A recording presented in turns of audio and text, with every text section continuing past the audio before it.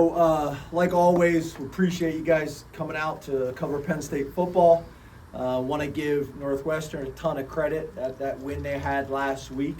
They used that momentum and that confidence from that 21-point comeback and really had a nice plan for us and played well early in the game.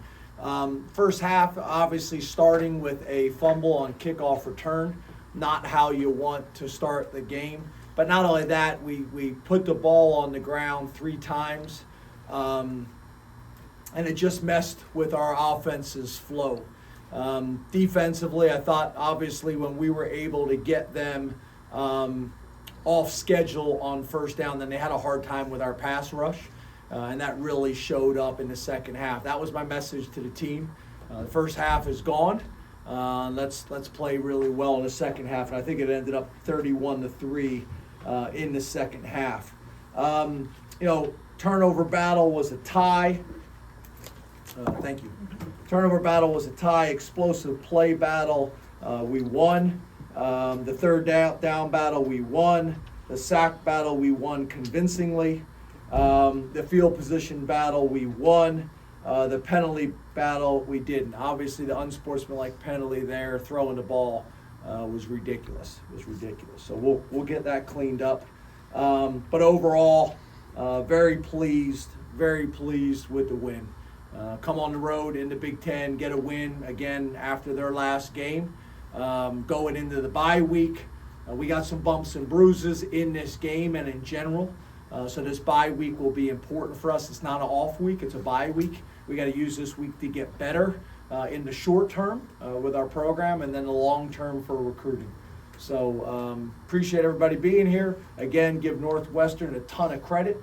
And then I open up to questions. We'll start with Rich. Raise your hand and we'll call on you. John, James, any reason for the sleepy start, for the slow start? Can you point your finger at anything? Not other than what I've already said. 41-13, we won. I'm excited about that. And the things that I already mentioned. We had the fumble on the kickoff and the things that I already mentioned. Brendan and then Pickle. James, you're winning games rather convincingly, but the ground game hasn't had the explosive plays that I think you mentioned. Is there something you can stick your finger on, and how much of a focus is that in the bye week? Yeah, I think there's some things that we can do that we'll work on in the bye week.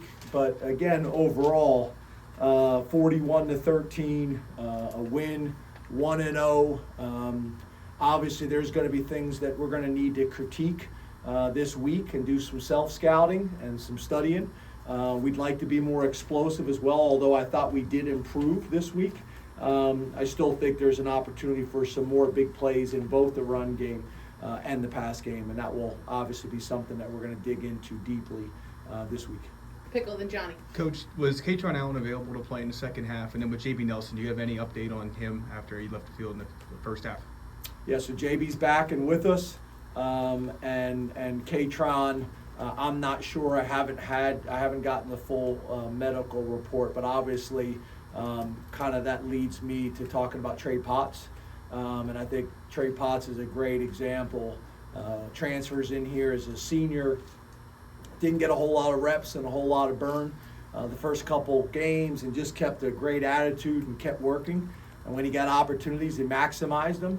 So it was great to see him be able to come in and know that we feel like we got 3 backs that we can win with in this league. But yeah, I'll know more. But I don't have those details right now, and as you can imagine, I usually don't give them out anyway. Johnny, then Sauter. James, I was going to ask you about Trey, so I'll switch to the defensive line.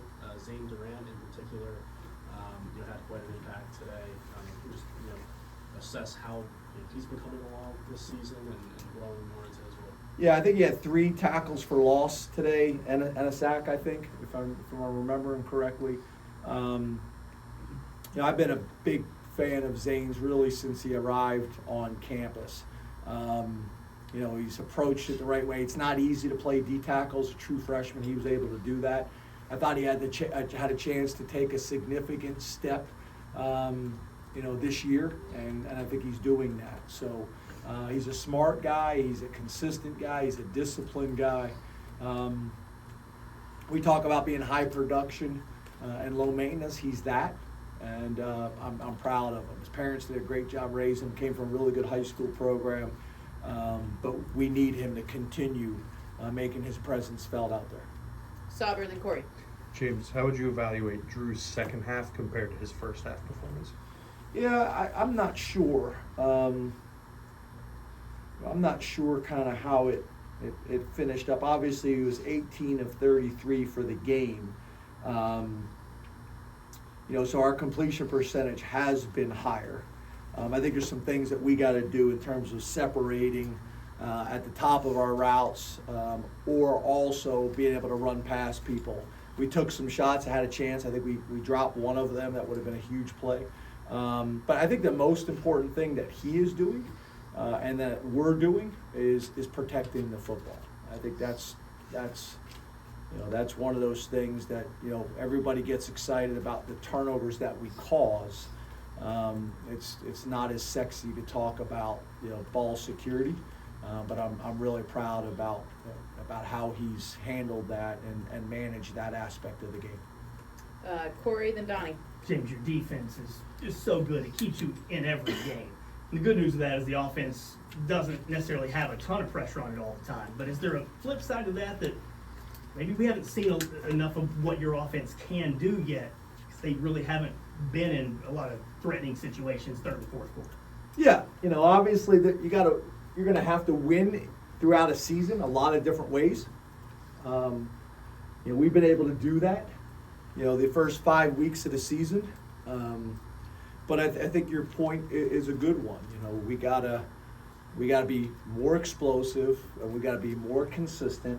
But again, there's a bunch of stats that I can throw out there to you that I think a lot of programs around the country would be pretty excited about. You talk about scoring 30 points.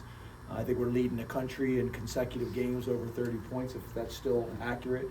So yeah, I think it's your guys' job and my job to kind of boil this thing down and critique some of the areas that we got to get better.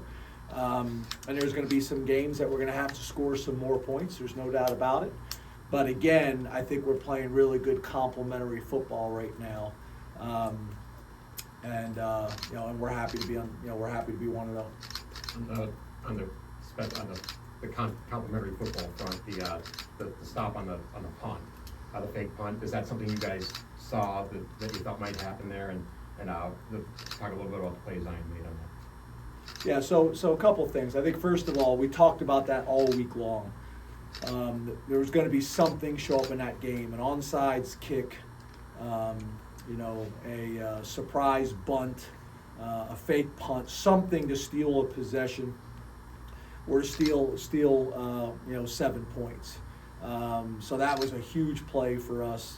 Zion is a true freshman that's showed some really good flashes and has played a decent amount of football for us up to this stage. But that was a huge play in the game. I talked last week about 3 key plays.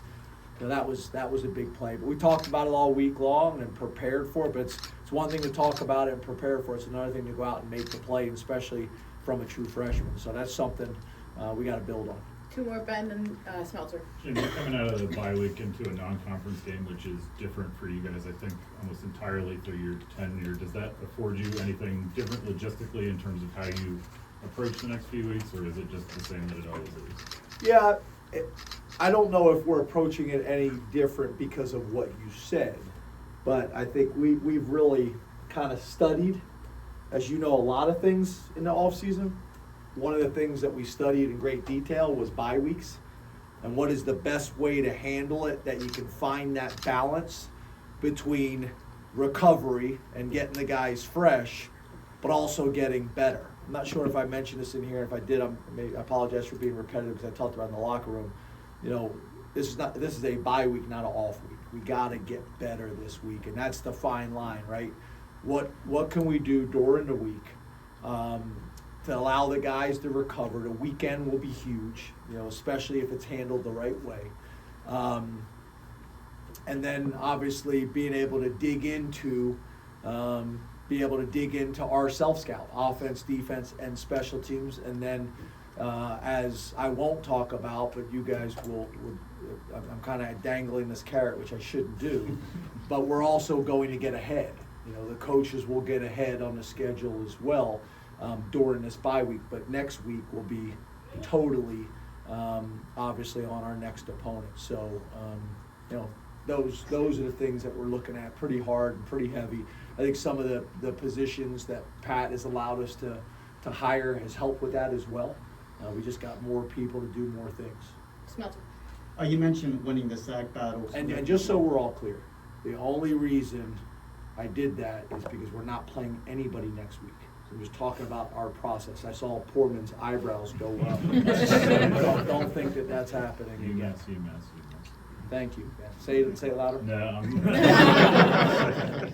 you don't pay me enough.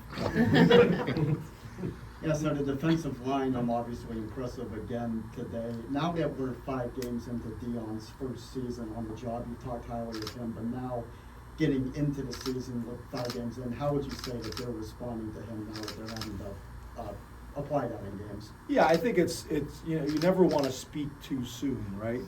But Deion played here at Penn State, so he takes a ton of pride in the university, in the community, in the football program.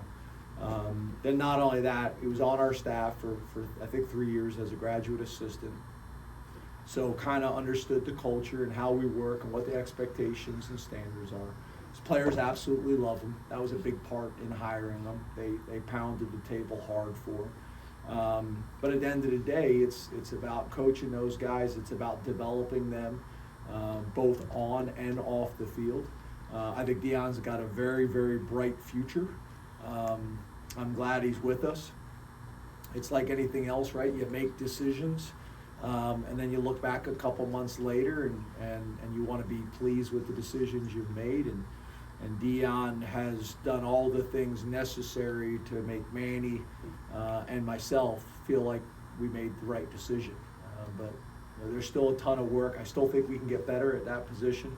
The exciting thing about Deion is his future's ahead of him.